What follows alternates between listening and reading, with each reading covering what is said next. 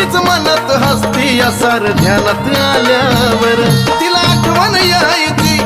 रानावनात राहायची तिला आठवण यायची रानावनात राहायची ताक भाकर खायची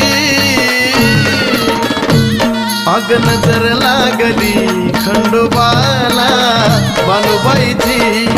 नजर लागली खंडोबाला बानुबाई